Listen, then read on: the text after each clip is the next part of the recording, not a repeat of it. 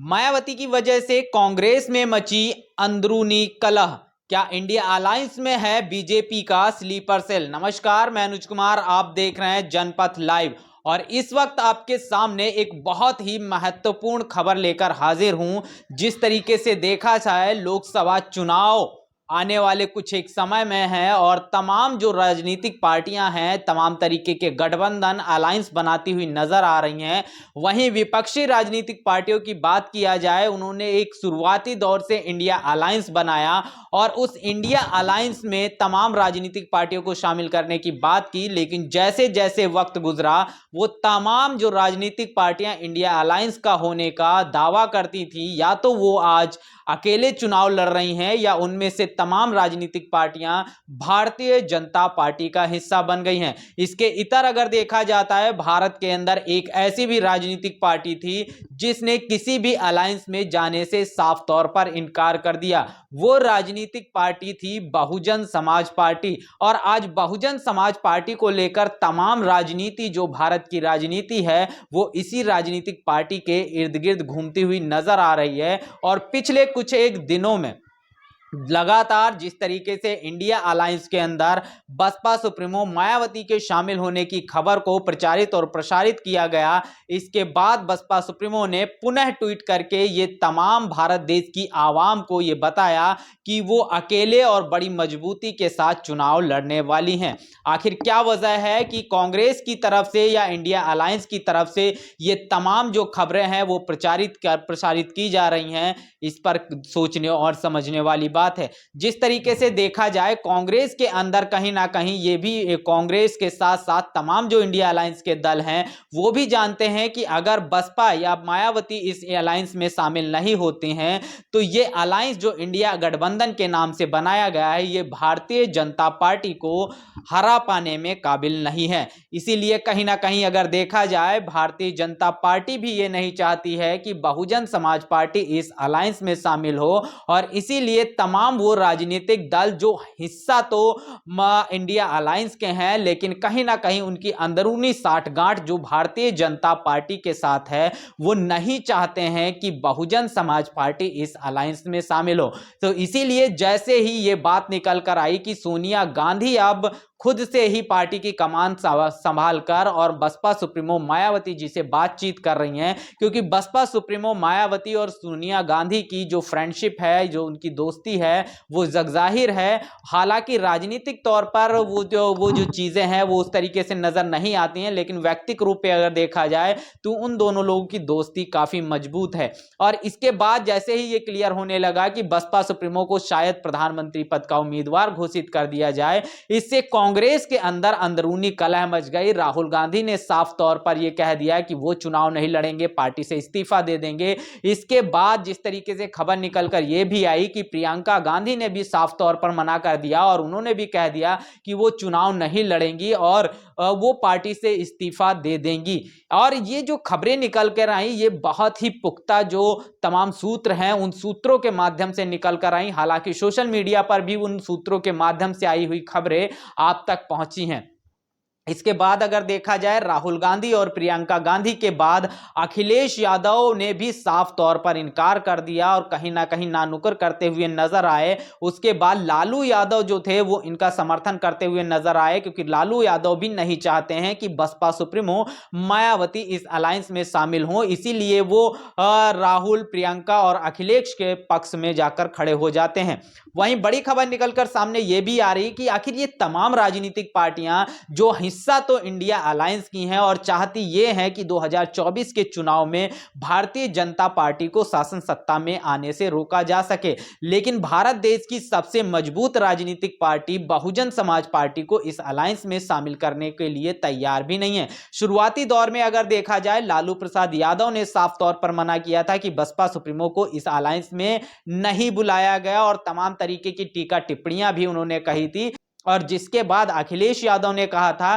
कि मायावती अगर इस अलायंस में आएंगी तो हम इस गठबंधन को छोड़कर चले जाएंगे। तो क्या बड़ी वजह है कि ये राजनीतिक पार्टियां जो चाहती नहीं हैं कि बसपा सुप्रीमो इस अलायंस में शामिल हों, जबकि वो कांग्रेस के साथ इसी वजह से साथ में गई हैं ताकि भारतीय जनता पार्टी को रोका जा सके। कहीं ना कहीं अगर देखा जाए, चाहे अखिलेश यादव की बात कर लिया जाए, चाहे लालू प्रसाद यादव की बात कर लिया जाए, इन दोनों की जो राजनीतिक पार्टी है उनका जो चुनाव है, कहा यह जा रहा है कि वो 2024 के लिए चुनाव नहीं लड़ रही हैं। उनका मेन जो चुनाव है 2027 का चुनाव है। और ये दोनों राजनीतिक पार्टियां साफ तौर पर चाहती हैं कि भारतीय जनता पार्टी 2024 में सरकार बनाए ताकि ये अपने अपने प्रदेशों में मुस्लिम समुदाय को या दलित समुदाय को या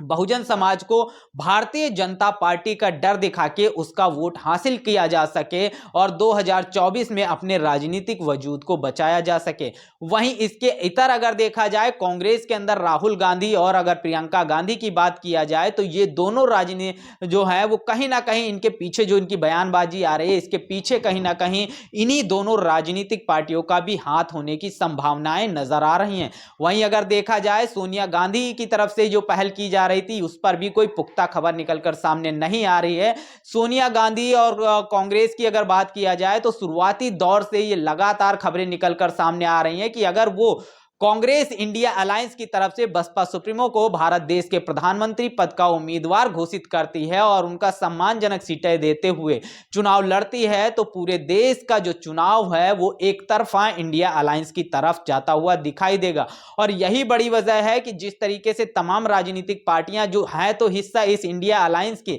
लेकिन वो इंडिया अलायंस की तमाम जो अंदरूनी खबरें हैं वो भारतीय जनता पार्टी तक पहुंचाती रहती हैं। कहीं ना कहीं वो इंडिया अलायंस में रह कर भारतीय जनता पार्टी के स्लीपर सेल का काम करती हुई नजर आ रही हैं। इंडिया अलायंस के अंदर जो रणनीतियां बनती हैं और जिन राजनीतिक पार्टियों से भारतीय जनता पार्टी को हराया जा सकता है उनको शामिल करने की जो बात आती है, तो वो तमाम खबरें जो है वो भारतीय जनता पार्टी की तरफ पहुंचा देते हैं और भारतीय जनता पार्टी जो वहां से कहती है वही एक्शन इन राजनीतिक पार्टियों का होता है। और वही बड़ी खबर निकलकर सामने आई, शायद ये भी अनुमान लोग लगा रहे हैं कि नीतीश कुमार जो शुरुआती दौर में ये चाहते थे कि बसपा सुप्रीमो से उन्होंने बात नहीं की, लेकिन बीच में जैसी राजनीतिक परिस्थितियां बनी उसके अनुरूप वो चाह रहे थे कि बसपा सुप्रीमो इस अलायंस में शामिल हो जाएं और इसकी वो कवायद कर रहे थे। और तमाम इन राजनीतिक पार्टियों के पक्षधर ना होने की वजह से उन्होंने शायद इस इंडिया अलायंस को छोड़कर भारतीय जनता पार्टी का दामन थाम लिया। और अब वही जब भारतीय बहुजन समाज पार्टी, जिसको ये राजनीतिक पार्टियां अपने अलायंस में शामिल करना नहीं चाहती हैं, जब वो अकेले चुनाव लड़ती है तो उसे भारतीय जनता पार्टी की बी टीम संबोधित करती हैं। जबकि साफ तौर पर तमाम इन राजनीतिक पार्टियों के जब क्रियाकलाप पर आप ध्यान देंगे तो आपको साफ तौर पर पता चलेगा ये राजनीतिक पार्टियां जो बसपा सुप्रीमो को इंडिया अलायंस में शामिल करने से मना करती हैं, असल में ये भारतीय जनता पार्टी की वो स्लीपर सेल हैं जो इंडिया अलायंस को अंदर ही अंदर खोखला किए हुए हैं। वहीं अगर देखा जाए, पश्चिम बंगाल के अंदर ममता बनर्जी ने साफ तौर पर अकेले चुनाव लड़ने का अनाउंस कर दिया है और बसपा सुप्रीमो जब अकेले चुनाव लड़ने के लिए बोलते हैं तो उन्हें बीजेपी की बी टीम बोल दिया जाता है। वहीं जब ममता बनर्जी अकेले चुनाव लड़ रही हैं तो उन्हें बीजेपी की कोई भी टीम नहीं बोला जाता, क्योंकि ये तमाम राजनीतिक पार्टियां जानती हैं कि अगर बहुजन समाज, जिसमें तमाम अब पिछड़ा, अति पिछड़ा, दलित समाज ये समझ गया कि एकमात्र राजनीतिक पार्टी बहुजन समाज पार्टी है जो भारतीय जनता पार्टी को चुनाव हरा सकती है, तो कहीं ये तमाम जो वोट है वो एकजुट होकर बसपा सुप्रीमो का नाम मिल जाए। और यही बड़ी वजह है तमाम राजनीतिक पार्टियां जो है वो नहीं चाहती हैं कि ये तमाम मुस्लिम समुदाय हो, दलित समुदाय हो, पिछड़ा समुदाय हो, अति पिछड़ा समुदाय हो, ये तमाम समुदाय एकमुश्त होकर बसपा सुप्रीमो तक ना पहुंच जाए। इसलिए तमाम तरीके की जो आरोप प्रत्यारोप बसपा सुप्रीमो पर करते हैं। और ये बात भारतीय जनता पार्टी भी जानती है कि अगर दलित समुदाय के साथ तमाम अन्य बहुजन समाज जुड़ के बसपा सुप्रीमो को वोट कर देता है तो बसपा सुप्रीमो उसको 2024 के चुनाव में एक कड़ी टक्कर देंगी। और यही बड़ी वजह है कि गोदी मीडिया के वो बड़े चैनल्स वो लगातार बसपा सुप्रीमो के खिलाफ तमाम तरीके के षड्यंत्र फैलाती हुई नजर आ रही हैं, ताकि ये बहुजन समाज एकजुट होकर भारतीय जनता पार्टी को हराने के लिए कहीं बहुजन समाज पार्टी को वोट ना कर दें। तो अब ये सोचना और समझना बहुजन समाज के और तमाम उस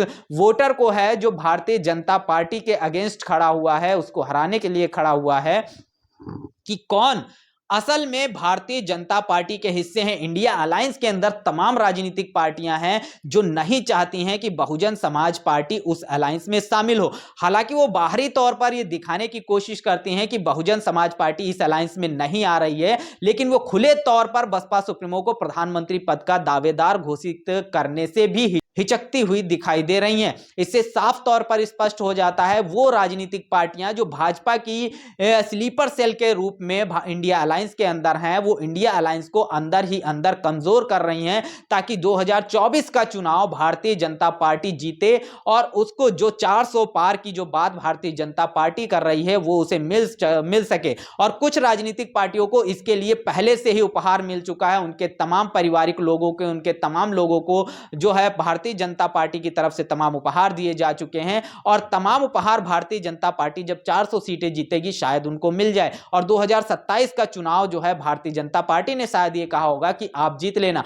और यही बड़ी वजह है तमाम राजनीतिक पार्टियां जो इंडिया अलायंस के अंदर हैं वो साफ तौर पर ये नहीं चाहती कि बसपा सुप्रीमो इस अलायंस में शामिल हो, और इसीलिए वो राजनीतिक पार्टियां अंदर खाने बसपा का विरोध करती हैं, लेकिन बाहरी तौर पर ये दिखाने की कोशिश करती हैं कि बहुजन समाज पार्टी खुद अलायंस में नहीं आना चाहती। और अगर बहुजन समाज पार्टी नहीं आना चाहती है तो दलित समाज के किस बड़े नेता को इस अलायंस में शामिल किया गया, उसका कितना प्रतिनिधित्व दिया गया, मुस्लिम समुदाय के किस बड़े लीडर को इस अलायंस में शामिल किया गया। तो ये तमाम जो इंडिया अलायंस बना है इसका कहीं ना कहीं आप साफ तौर पर देखेंगे अंदरूनी रूप से तमाम इसके ऐसे दल हैं, घटक दल हैं जो भारतीय जनता पार्टी के स्लीपर सेल के रूप में काम कर रहे हैं, जो इंडिया अलायंस को मजबूत होने नहीं दे रहे हैं, जो दलित मुस्लिम समुदाय पिछड़ा अति पिछड़ा को एकजुट होने नहीं दे रहे हैं, ताकि भारतीय जनता पार्टी को 2024 का चुनाव जिताया जा सके। और इसीलिए ये लगातार भारतीय जनता पार्टी के कहने पर लगातार तमाम मुस्लिम समुदाय हो चाहे दलित समुदाय के बड़े लीडरों का लगातार विरोध करते हुए नजर आ रहे हैं। बहरहाल इस पूरे मुद्दे पर आपका क्या सोचना है, कमेंट बॉक्स में अपनी प्रतिक्रिया जरूर दीजिएगा।